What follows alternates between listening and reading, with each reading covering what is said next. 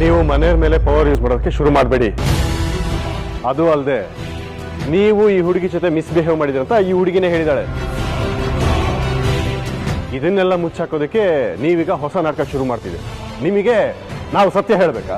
ಹೇಳಲೇಬೇಕು ಸರ್, ಯಾಕಂದ್ರೆ ನಾನು ಬಂದಿರೋದು ಸತ್ಯನ ತಿಳ್ಕೊಳ್ಳೋದಕ್ಕೆ. ಸರಿ, ನಿಮ್ಮನ್ನ ಇಲ್ಲಿ ಕಳಿಸಿದವರು ಯಾರು? ಅದನ್ನೆಲ್ಲ ನಿಮ್ಮ ಹತ್ರ ಹೇಳೋ ಅವಶ್ಯಕತೆ ಇಲ್ಲ. ಆದ್ರೆ ನಮ್ಗೆ ಹೇಳಲೇಬೇಕು.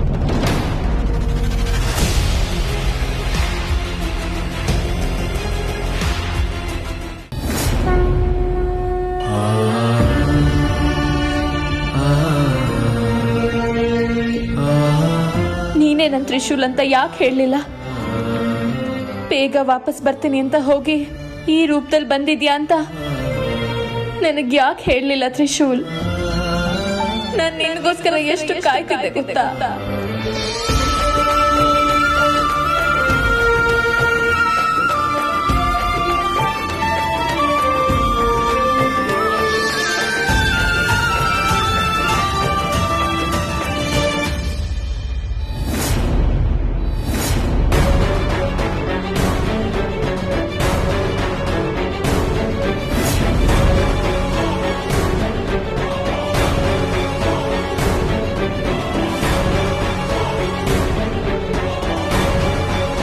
ಶಿವಾನಿ ಅವರೇ,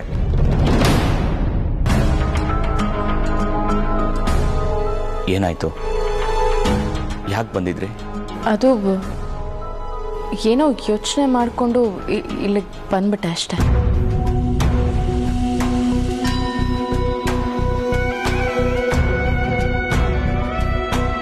ಶಿವಾನಿ ಅವರೇ, ನಿಮ್ಗೇನಾದರೂ ಸ್ಲೀಪ್ ವಾಕಿಂಗ್, ನಿದ್ದೆ ನಡೆಯೋ ಸಮಸ್ಯೆ ಏನಾದರೂ ಇದೆಯಾ? ಇಲ್ಲ, ಹಾಗೇನಿಲ್ಲ. ಇದೇ ಮೊದಲನೇ ಸಲ ಹೀಗಾಗಿರೋದು. ಅದು ನಾನು ರೂಮಲ್ಲಿದ್ದೆ, ಏನೋ ಯೋಚನೆ ಮಾಡ್ತಿದ್ದೆ. ಆಮೇಲೆ ನೋಡಿದ್ರೆ ಇಲ್ಲಿದ್ದೆ. ಅದು ಹೇಗಾಯ್ತು ನನಗೂ ಗೊತ್ತಾಗ್ತಿಲ್ಲ. ಚಿಂತೆನೆಲ್ಲ ಬಿಡಿ ಶಿವಾನಿ ಅವರೇ, ಎಲ್ಲ ಸರಿ ಹೋಗುತ್ತೆ. ಚಿಂತೆ ದೂರ ಆಗಬೇಕು ಅಂದರೆ ನನ್ನ ಹತ್ರ ನನ್ನವನು ಇರಬೇಕು. ಆದ್ರೆ ಅವನು ನನ್ನ ಪಕ್ಕ ಇಲ್ಲ. ಎಲ್ಲಿ ಹೋಗಿದ್ದಾನೆ ಅಂತನೂ ಗೊತ್ತಾಗ್ತಿಲ್ಲ. ಅದೇ ನನ್ನ ಚಿಂತೆ.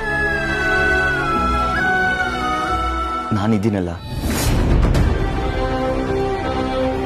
ಎಲ್ಲ ಸಮಸ್ಯೆನ ದೂರ ಮಾಡೋದಕ್ಕಲ್ವ ನಾನು ಬಂದಿರೋದು. ಶಿವಾನಿ ಅವರೇ, ನಿಮ್ಮ ಮನಸ್ಸಲ್ಲಿರೋ ನೋವು, ಚಿಂತೆ, ದುಗುಡ ಇದೆಲ್ಲ ನನಗೆ ಅರ್ಥ ಆಗುತ್ತೆ. ನೀವು ನಿಮ್ಮ ಗಂಡನ ಎಷ್ಟು ಮಟ್ಟಕ್ಕೆ ಪ್ರೀತಿಸ್ತಿದ್ದೀರಾ ಅಂತನೂ ನನಗೆ ಗೊತ್ತಾಗುತ್ತೆ. ಆ ಪ್ರೀತಿ ನಿಮ್ಮನ್ನು ಬಿಟ್ಟು ಎಲ್ಲೂ ಹೋಗಲ್ಲ. ನಿಮಗೆ ಗೊತ್ತಿಲ್ಲ ಅಂದ್ರೂ ಆ ಪ್ರೀತಿ ನಿಮ್ಮ ಸುತ್ತಾನೇ ಇರುತ್ತೆ. ನಿಮ್ಮ ಚಿಂತೆನೆಲ್ಲ ದೂರ ಮಾಡಿ ಹೋಗಿ ಆರಾಮಾಗಿ ಮಲ್ಕೊಳ್ಳಿ.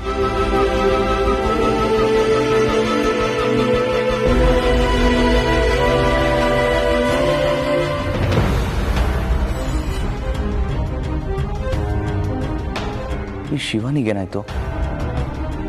ಯಾಕೆ ಇದ್ದಕ್ಕಿದ್ದಾಗೆ ಬಂದ್ಲು? ಅವಳಿಗೇನಾದರೂ ನಾನೇ ತ್ರಿಶೂಲ್ ಅಂತ ಗೊತ್ತಾಗೋಯ್ತಾ? ಅಥವಾ ಅವಳಿಗೆ ಬೇರೆ ಏನಾದರೂ ತೊಂದರೆ ಆಗ್ತಿದ್ಯಾ? ಬಂದಿರೋನು ಯಾರು? ಇವನು ಯಾಕೆ ಬಂದಿರ್ಬೋದು? ಅವನ ಉದ್ದೇಶ ಏನು? ಅಲ್ಲ, ಅವನಿಗೆ ಈ ಮನೆ ಎಲ್ಲ ವಿಷಯಗಳು ಗೊತ್ತಿವೆ. ಯಾರು ಹೇಳಿರ್ಬೋದು? ಈ ಮನೆಯವರ ಅಥವಾ ಹೊರಗಿನವ್ರು ಯಾರಾದರೂ ಈ ವಿಷಯ ಗೊತ್ತಿದ್ದ ನನ್ನ ಸ್ನೇಹಿತರೆಲ್ಲ ಸತ್ತು ಹೋಗಿದ್ದಾರೆ. ಮನೆಯವ್ರು ನೋಡಿದರೆ ಈ ಆಫೀಸರ್ ಅಪರಿಚಿತ ಅನ್ನೋ ರೀತಿ ವರ್ತಿಸ್ತಾ ಇದ್ದಾರೆ. ಮತ್ತೆ ಹೊರಗಿನವರು ಆಫ್ಟರ್ ಆಲ್ ಇವನು ಬಂದಿರೋನು ಒರಿಜಿನಲ್ ಅಂತ ನನಗೆ ನಂಬೋದಕ್ಕೆ ಆಗ್ತಾ ಇಲ್ಲ. ಹಾಗೆ ಡೂಪ್ಲಿಕೇಟ್ ಅಂತ ಪ್ರೂವ್ ಮಾಡಲಿಕ್ಕೂ ಆಗ್ತಾ ಇಲ್ಲ. ಏನು ಮಾಡೋದು? ಎಸ್, ಮುಳ್ಳು ನಮ್ಮ ಮುಳ್ಳಿಂದಲೇ ತೆಗಿಬೇಕು. ಅವ್ರ ಡಿಪಾರ್ಟ್ಮೆಂಟ್ಗೆ ಒಂದು ಕಾಲ್ ಮಾಡ್ತೀನಿ. ವಿಷಯ ನನ್ನ ನಂಬರಿಂದ ಮಾಡೋದಕ್ಕಿಂತ ಆ ನಂಬರಿಂದ ಮಾಡೋದೇ ಒಳ್ಳೆಯದು ಅನಿಸುತ್ತೆ.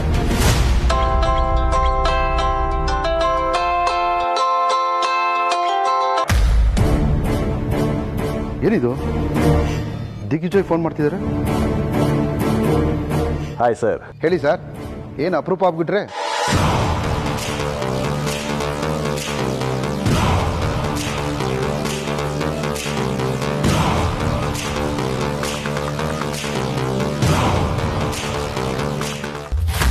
ನನ್ನ ರೂಪ ಬದಲಾಯಿಸಿ ಇಲ್ಲಿಗೆ ಬಂದ ತಕ್ಷಣ ನಾನು ಯಾರು ಅನ್ನೋ ಸತ್ಯ ನನಗೆ ಗೊತ್ತಾಗಲ್ಲ.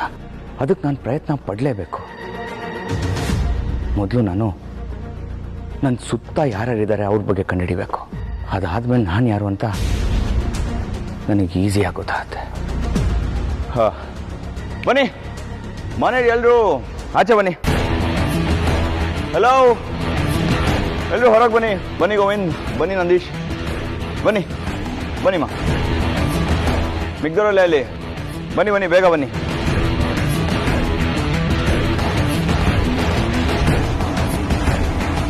ಏನು ವಿಷಯ? ಹೇಳ್ತೀನಿ ಮಿಸ್ಟರ್ ಧನಂಜಯ್. ನಾನು ಈ ಮನೆಗೆ ಬಂದಿದ್ದು ಇಲ್ಲಿ ನಡೀತಿರೋ ನಿಗೂಢ ಘಟನೆಗಳ ಬಗ್ಗೆ ತಿಳ್ಕೊಳ್ಳೋದಕ್ಕೆ, ಆಮೇಲೆ ಅದನ್ನು ಸಾಲ್ವ್ ಮಾಡೋದಕ್ಕೆ. ಒಂದಷ್ಟು ವಿಚಾರಗಳನ್ನ ನೀವುಗಳೇ ಹೇಳಿದ್ರಿ, ಇನ್ನೊಂದಷ್ಟು ವಿಚಾರಗಳನ್ನ ನಾನೇ ಕಂಡು ಹಿಡಿದೆ. ಅದನ್ನೆಲ್ಲ ನಮ್ಮ ಪೊಲೀಸ್ ಡಿಪಾರ್ಟ್ಮೆಂಟ್ಗೆ ನಾನು ಅಪ್ಡೇಟ್ ಮಾಡಿದ್ದೀನಿ. ಅವರು ಅದನ್ನು ಕೂಲಂಕುಷವಾಗಿ ಪರಿಶೀಲಿಸಿ ಒಂದಷ್ಟು ಮಾಹಿತಿಗಳನ್ನ ಕೊಟ್ಟಿದ್ದಾರೆ. ಅದರ ಪ್ರಕಾರ ನೀವು ಯಾವ ಗುಜರಾತ್ನವರು ಅಲ್ಲ, ಆ್ಯಂಡ್ ನೀವು ಯಾವ ಚಂಡೀಗಢ್ನವರು ಅಲ್ಲ.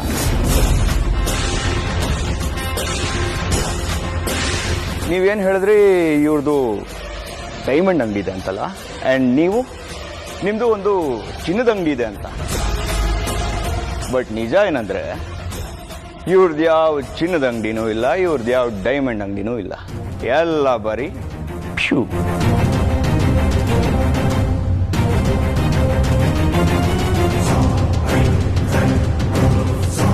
ಸೊ ನನಗೀಗ ಸತ್ಯ ಗೊತ್ತಾಗಬೇಕು. ನೀವೆಲ್ಲರೂ ಏನೂ ಮುಚ್ಚಿಡದೆ ನನಗೆ ಸತ್ಯ ಹೇಳಬೇಕು. ಆ್ಯಂಡ್ ಯು ಮಾಯಾ, ನೀವು ಇದುವರೆಗೂ ಮನುಷ್ಯ ಥರ ಬಿಹೇವೇ ಮಾಡಿಲ್ಲ. ಆ್ಯಂಡ್ ನೀವು ಯಾವ ಊರಿನವರು ಅಂತಲೂ ನನಗೆ ಹೇಳಿಲ್ಲ.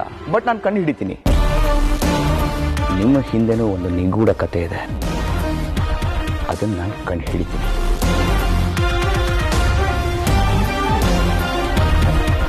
I foreign returned.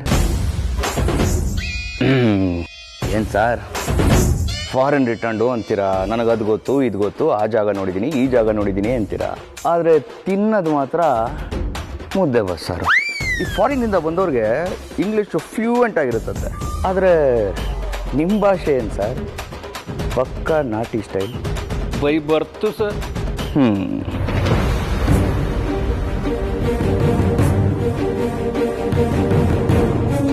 ಆ್ಯಂಡ್ ನೀವು ಸತ್ತೋದ್ರಿ ಅಂತ ಎಲ್ಲರೂ ನಂಬಿದ್ರು. ಸ್ವಲ್ಪ ದಿನ ಬಿಟ್ಕೊಂಡು ನೀವು ವಾಪಸ್ ಬರ್ತೀರಾ. ಆ ಗ್ಯಾಪಲ್ಲಿ ನೀವೆಲ್ಲಿದ್ರಿ?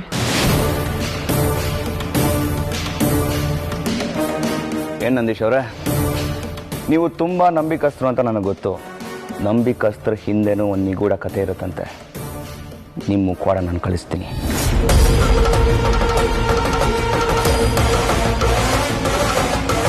ಸೊ ನೀವು ಯಾರು ಉತ್ತರ ಕೊಡಲ್ಲ. ಆದರೆ ನನಗೆ ಸತ್ಯ ಗೊತ್ತಾಗಲೇಬೇಕು. ನೀವುಗಳು ನನ್ನಿಂದ ಏನೇನು ಮುಚ್ಚಿಡ್ತಿದ್ದೀರೋ ಆ ಸತ್ಯ ನನಗೆ ಗೊತ್ತಾಗಲೇಬೇಕು.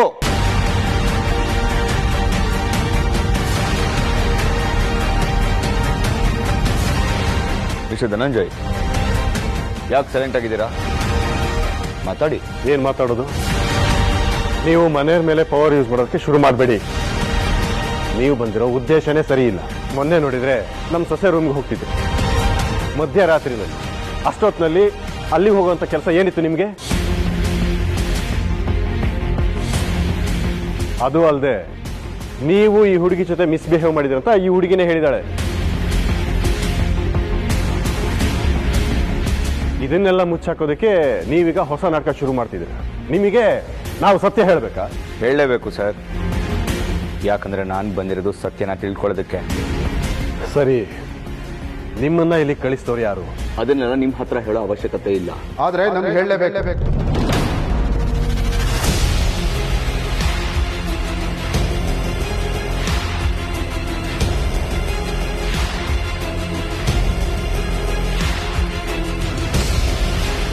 Hello sir, I am Dhananjay, Digvijay brother. I am Vinay Shetty, DIG of police. ನಿಮ್ಮ ಮನೆಗೆ ಬಂದಿರೋ CID ಆಫೀಸರ್ ನೀವೇನಾ? ಎಸ್ ಸರ್, ಇನ್ಸ್ಪೆಕ್ಟರ್ ಅಬ್ಬಾಯ್, CID ಡಿಪಾರ್ಟ್ಮೆಂಟ್. ನೀವು ಬಂದಿದ್ದು? ಸರ್, ಈ ಮನೆಯಲ್ಲಿ ಒಬ್ಬರಾದ್ಮೇಲೆ ಒಬ್ಬರು ಕಾಣೆ ಆಗ್ತಿದ್ದಾರೆ. ಅವರೆಲ್ಲರದ್ದು ಸಾವಾಗ್ತಿದೆ.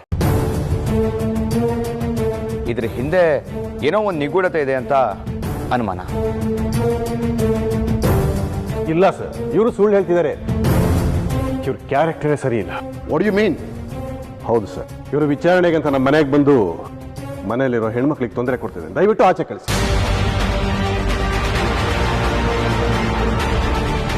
ಹೇಳಿ, ಮಾತಾಡಿ. ಮನೆಯವರೆಲ್ಲ ಯಾಕೆ ಸುಮ್ಮನೆ ಇದ್ದೀರಾ?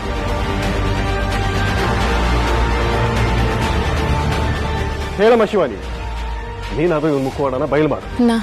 ನಾನೇನು ಹೇಳಿ ಚಿಕ್ಕಮ್ಮವ, ನೀವು ಹೇಳ್ತಾ ಇದ್ದೀರಾ ಅವ್ರು ನನ್ನ ರೂಮ್ ಬಾಗಿಲು ಬಡಿತಾ ಇದ್ರು ಅಂತ. ಆದರೆ ನನಗಂತೂ ಅವರಿಂದ ಯಾವ ಬೇರೆ ರೀತಿ ಅನುಭವ ಆಗೇ ಇಲ್ಲ.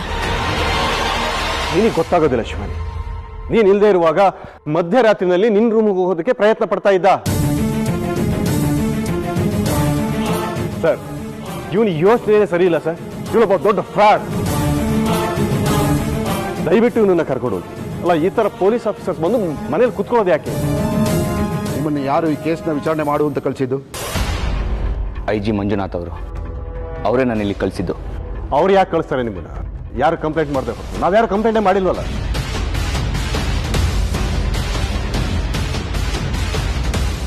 ನಮ್ಮ ಮನೆಯಲ್ಲೂ ಕಂಪ್ಲೇಂಟ್ ಕೊಟ್ಟಿಲ್ಲ, ಊರಲ್ಲೂ ಕಂಪ್ಲೇಂಟ್ ಕೊಟ್ಟಿಲ್ಲ. ಅನ್ನೆಸೆಸರಿ ಇವ್ರು ಯಾಕೆ ಸರ್ ಮನೇಲಿ ಬಂದು ಕುತ್ಕೋಬೇಕು?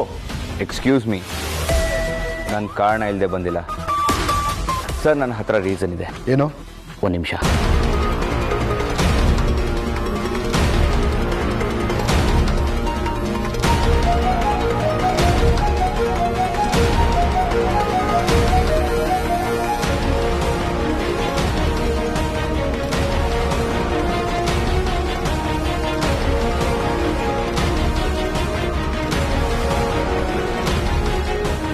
ಯಾರು ಸರ್?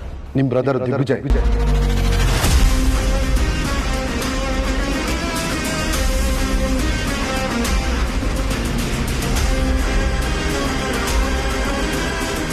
ಏನು ಕಂಪ್ಲೇಂಟ್ ಕೊಟ್ಟಿರೋದು ನಮ್ಮ ಅಣ್ಣನ? ನೆವರ್, ಚಾನ್ಸೇ ಇಲ್ಲ. ಅವನು ಊರಲ್ಲೇ ಇಲ್ಲ, ಮಿಸ್ ಆಗಿದ್ದಾನೆ.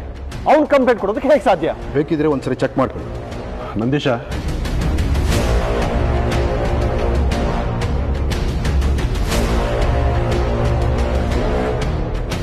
ಹೌದು, ಇದು ಯಜಮಾನರದ ಅಕ್ಷರ, ಅವ್ರದೇ ಸಿಗ್ನೇಚರು. ಖಂಡಿತವಾಗಿಯೂ ಇದನ್ನ ಅಣ್ಣ ಕೊಟ್ಟಿರೋದಕ್ಕೆ ಸಾಧ್ಯನೇ ಇಲ್ಲ. ಇವರೇನೋ ಮೋಸ ಮಾಡಿದ್ದಾರೆ. ಅಣ್ಣ ಎಲ್ಲಿದ್ದಾನೆ, ಹೇಗಿದ್ದಾನೆ ಅಂತ ಯಾರಿಗೂ ಗೊತ್ತೇ ಇಲ್ಲ. ನೀವೇನು ಅಷ್ಟು ಕಡಾಖಂಡಿತವಾಗಿ ಹೇಳ್ತಿದ್ದೀರಾ? ನೀವೇ ದಿಗ್ವಿಜಯ್ ಅನ್ನೋ ಥರ ಮಾತಾಡ್ತಿದ್ದೀರಲ್ಲ.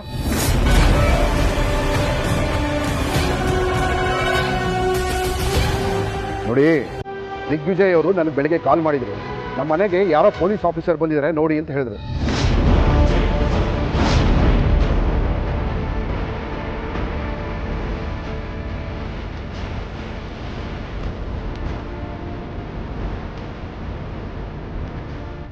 ಅವ್ರ ಪರ್ಸನಲ್ ನಂಬರಿಂದ ನಾನು ಫೋನ್ ಮಾಡಿದ್ದೆ.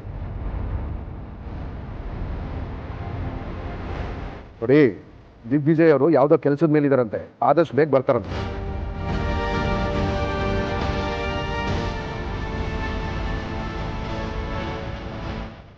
ಅಭಯ್, ನಿಮ್ಗೆ ಏನಾದರೂ ಸಹಾಯ ಮತ್ತು ಅವಶ್ಯಕತೆ ಇದ್ದರೆ ನನಗೆ ಕಾಲ್ ಮಾಡಿ. ಶೋರ್ ಸರ್, ನಾನು ಬರ್ತೀನಿ. ಅಪ್ಪ ಹೇಗೆ ಕಾಲ್ ಮಾಡೋದು ಸಾಧ್ಯ? ಅದ್ಯಾ ಏನ್ ನಡೀತಾ ಇದೆ ದಿಗ್ವಿಜಯ ಇಲ್ಲಿ? ಅಂದ್ರೆ ಅಭಯ್ ಅನ್ನೋನು ಈ ಮನೆಗೆ ಬಂದಿರೋದು ದಿಗ್ವಿಜಯ ಕೊಟ್ಟಿರೋ ದೂರ್ನಿಂದ ಅಂದ್ರೆ, ಆ ದೂರನ್ನ ನೀನ್ ಕೊಟ್ಯಾ? ಆ ದೂರನ್ನ ಕೊಟ್ಟು ನಿನ್ಗೇನು ಗೊತ್ತಿಲ್ಲ ಅನ್ನೋ ತರ ನಾಟಕ ಮಾಡ್ತಿದ್ಯಾ? ನಿನ್ನ ಉದ್ದೇಶ ಆದ್ರೂ ಏನು ದಿಗ್ವಿಜಯ? ಸ್ವಲ್ಪ ಸುಮ್ಮನಿರ್ತೀರಾ? ಎಲ್ಲ ನಂದೇ ತಪ್ಪು ಅನ್ನೋ ತರ ಮಾತಾಡ್ತಿದ್ದೀರಲ್ಲ. ಒಂದು ವೇಳೆ ನಾನೇ ಕಂಪ್ಲೇಂಟ್ ಮಾಡಿ ಅವನಿಗೆ ಇಲ್ಲಿಗೆ ಬರೋ ಹಾಗೆ ಮಾಡಿದ್ದಿದ್ರೆ, ಇವನಿಂದ ತೊಂದರೆ ಆಗ್ತಿದೆ ಬನ್ನಿ ಅಂತೇಳಿ ನಾನು ಪೊಲೀಸ್ನವ್ರಿಗೆ ಯಾಕೆ ಕಾಲ್ ಮಾಡ್ತಿದ್ದೆ? ನೀನ್ ಹೇಳ್ತಿರೋದು ಸರಿನೇ, ಹಾಗಾದ್ರೆ ನಿನ್ನದೇ ಹಸ್ತಾಕ್ಷರ ನಿನ್ನದೇ ಸಹಿ ಹಾಕಿ ಆ ದೂರಿನ ಪ್ರತಿ ಅವನ ಕೈಗೆ ಹೋಗೋದಕ್ಕೆ ಹೇಗ್ ಸಾಧ್ಯ? ಅದೇ ಅದೇ ಅದೇ ನನಗೂ ಕೂಡ ಹೇಗೆ ಅಂತ ಅರ್ಥ ಆಗ್ತಾ ಇಲ್ಲ. ಇಲ್ಲೇನೋ ಗೇಮ್ ಪ್ಲಾನ್ ನಡೀತಾ ಇದೆ. ನನ್ನ ನಕಲಿ ಸೈನ್ನ ಬಳಸ್ಕೊಂಡು ಅವನು ಮನೆಗೆ ಬಂದು ಸೇರ್ಕೊಂಡಿದ್ದಾನೆ. ಬಂದಿಲ್ಲಿ ಎಲ್ಲರ ಹತ್ರನೂ ಮಾತಾಡಿ ಅವ್ರನ್ನ ಮರಳು ಮಾಡ್ತಾ ಇದ್ದಾನೆ, ಮೋಸ ಮಾಡ್ತಾ ಇದ್ದಾನೆ. ದಡ್ಡಂತರ ಮಾತಾಡ್ಬೇಡ ದಿಗ್ವಿಜಯ. ಅವನು ಸುಳ್ಳು ಹೇಳ್ಕೊಂಡು ಈ ಮನೆಗೆ ಬಂದಿದ್ದಾನೆ ಅಂದ್ರೆ ಅವನಿಗೆ ಸಿಗೋ ಲಾಭ ಆದ್ರೂ ಏನು? ಅದೇ ಅದೇ ನನಗೂ ಕೂಡ ಇರೋ ಡೌಟ್. ಒಂದು, ನನ್ನ ಹೆಸರಲ್ಲಿ ಬೇರೆ ಯಾರೋ ಕಂಪ್ಲೇಂಟ್ ಮಾಡಿರ್ಬೇಕು, ಅಥವಾ ಇಲ್ಲಿಗೆ ಬಂದಿರೋನಿಗೆ ಬೇರೆ ಏನೋ ಉದ್ದೇಶ ಇರಬೇಕು. ಹಾಗಾದ್ರೆ ನಿನ್ನ ಹಾಗೆ ದೂರು ಕೊಟ್ಟವರಾದ್ರೂ ಯಾರು? ಯಾರೋ ಅವನನ್ನ ದೂರ್ ಕೊಟ್ಟು ಕಳ್ಸಿದ್ದಾರೆ. ಕಳಿಸಿದವ್ರ ಉದ್ದೇಶ ಏನು? ಬಂದವನ ಉದ್ದೇಶ ಏನು? ಉದ್ದೇಶ ಏನು? ನಾವು ಅವನನ್ನ ಡೂಪ್ಲಿಕೇಟ್ ಅಂದ್ಕೊಂಡಿದ್ವಿ, ಆದರೆ ಅವನು ಒರಿಜಿನಲ್ಲೇ. ಅವನ ID ಕಾರ್ಡ್ ಮತ್ತೆ ಇವತ್ತು ಬಂದಿದ್ದ ಪೊಲೀಸ್ ಆಫೀಸರ್ ಅವನನ್ನು ಗುರುತಿಸಿದ್ದಾರೆ. ಎಲ್ಲ ಸರಿಯಾಗಿದೆ, ಆದರೆ ಇದು ಹೇಗೆ ಸಾಧ್ಯ? ಒಂದು, ನಾನು ದೂರು ಕೊಟ್ಟಿಲ್ಲ, ಸಹಿ ಮಾಡಿಲ್ಲ ಅಂತೇಳಿ ಎಲ್ಲರ ಮುಂದೆ ಹೇಳೋ ಹಾಗಿಲ್ಲ. ಇನ್ನೊಂದು, ಅಭಯ್ ಬಂದಿರೋದು ಬೇರೆ ಯಾವುದೋ ಉದ್ದೇಶಕ್ಕಂತನೂ ಹೇಳೋ ಹಾಗಿಲ್ಲ. ಯಾಕೆ ಅಂದ್ರೆ ನನಗೆ ದಿಗ್ವಿಜಯನ ಮುಖ ಇಲ್ಲ.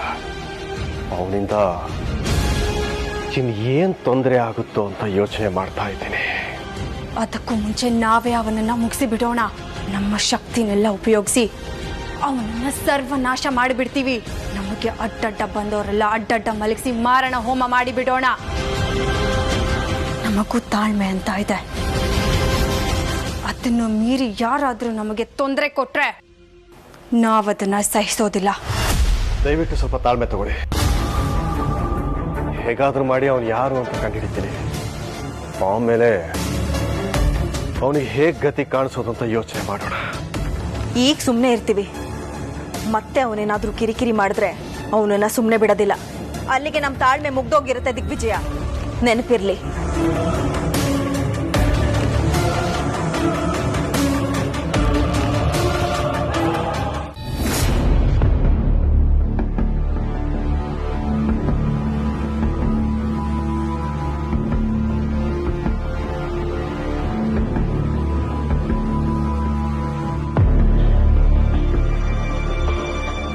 ಯಾಕೆ ಸರ್ ಹೀಗೆ ಮಾಡ್ಬಿಟ್ರಿ? ಯಾಕೆ ಸರ್ ಹೇಳಿಲ್ಲ? ನಮ್ಮ ಯಜಮಾನ ನಿಮ್ಮನ್ನ ಕಳ್ಸಿದ್ದು ಅಂತ ಯಾಕೆ ಸರ್ ಹೇಳಿಲ್ಲ? ನಮ್ಮ ಯಜಮಾನ್ರು ಎಲ್ಲಿದ್ದಾರೋ, ಹೇಗಿದ್ದಾರೋ, ಏನ್ ಮಾಡ್ತಾ ಇದ್ದಾರೋ? ನಿಮ್ ಕಾಲು ಹಿಡ್ಕೋತೀರಿ ಸರ್. ಅಪ್ಪ ಸರ್, ಏನ್ ಸರ್ ಮಾಡ್ತಿದ್ದೀರಾ? ನಾನು ನಿಮ್ಮ ಮಗ.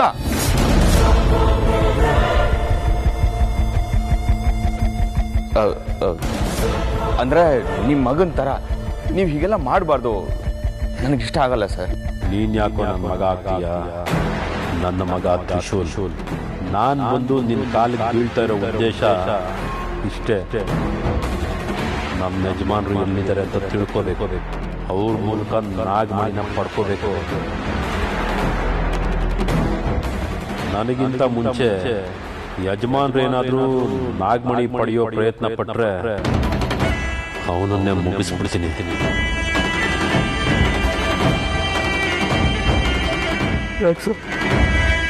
ಯಾಕೆ ಸರ್ ನೀವೇನು ಮಾತಾಡ್ತಾ ಇಲ್ಲ? ಯಜಮಾನ್ರು ಎಲ್ಲಿದ್ದಾರೆ ಸರ್? ಅವ್ರು ಹುಷಾರಾಗಿರ್ತಾನೆ, ಅವ್ರಿಗೇನು ತೊಂದರೆ ಇಲ್ಲ ತಾನೆ? ಹೇಳಿ ಸರ್. ಯಜಮಾನ್ರು ಏನೇ ಕೆಲಸ ಮಾಡಬೇಕಾದ್ರು ನನಗೆ ಹೇಳ್ದೆ, ನನ್ನನ್ನು ಕರ್ಕೊಂಡು ಹೋಗದೆ ಏನು ಮಾಡ್ತಾ ಇರಲಿಲ್ಲ. ಆದ್ರೆ ಇವತ್ತು ಅವರು ಒಬ್ಬರೇ ಹೋಗಿದ್ದಾರೆ. ಅಂದ್ರೆ ಏನಾಗಿದೆ ಸರ್? ಹೇಳಿ ಸರ್, ದಯವಿಟ್ಟು ಉತ್ತರ ಹೇಳಿ ಸರ್. ಕಾಲು ಹಿಡ್ಕೋತೀನಿ ಅಂತ ಹೇಳಿದ್ರು ನೀವೇನು ಹೇಳ್ತಾನೆ ಇಲ್ವಲ್ಲ ಸರ್? ಹೇಳಿ ಸರ್. ನೋಡಿ, ನೀವು ನನ್ನ ತಂದೆ ಇದ್ದ ಹಾಗೆ. ಈಗೇನು ದಿಗ್ವಿಜಯ್ ಅವ್ರ ಬಗ್ಗೆ ಗೊತ್ತಾಗಬೇಕು ಅಷ್ಟೇ ತಾನೆ? ಹೇಳ್ತೀನಿ. ಅದು ಅವ್ರು ಕ್ಷೇಮವಾಗಿದ್ದಾರೆ, ಆರಾಮವಾಗಿದ್ದಾರೆ. ಅಳ್ಬೇಡಿ ಸರ್, ದಯವಿಟ್ಟು ಕಣ್ಣೀರು ಹಾಕಬೇಡಿ. ನಿಮ್ಮನ್ನು ನೋಡಿದ್ರೇ ಗೊತ್ತಾಗುತ್ತೆ ನೀವು ಎಷ್ಟು ಒಳ್ಳೆಯವರು ಅಂತ.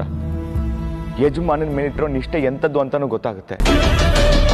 ನಿಮ್ಮ ಥರ ನೀವೊಬ್ರು ಇರೋಕ್ಕೆ ಸಾಧ್ಯ ಸರ್. ದಯವಿಟ್ಟು ಅಯ್ಬೇಡಿ ಸರ್, ಪ್ಲೀಸ್. ಹೇಗಿರಕ್ಕೆ ಸಾಧ್ಯ? ಯಜಮಾನ ಕಾಣಿಸ್ತಾನೆ, ಮಗಳು ಕಾಣಿಸ್ತಾನೆ, ಈಗ ತ್ರಿಶೂಲ್ ಕಾಣಿಸ್ತಾ ಇಲ್ಲ. ಈ ಸಂಕಟನ ಯಾರ ಹತ್ರನೂ ಹೇಳಕ್ಕಾಗದೆ ನನ್ನ ಹೊಟ್ಟೆ ಮಗ ಅಂತ ಉರಿತಾ ಇದೆ ಸರ್. ಸತ್ತೋಗ್ಬಿಡೋಣ ಅನ್ನಿಸ್ತಾ ಇದೆ ಸರ್. ಹಾಗೆಲ್ಲ ಮಾತಾಡ್ಬೇಡಿ ಸರ್, ಹಾಗೆಲ್ಲ ಮಾತಾಡ್ಬೇಡಿ. ನೀವು ಕಂಟ್ರೋಲ್ ಮಾಡ್ಕೊಳ್ಳಿ.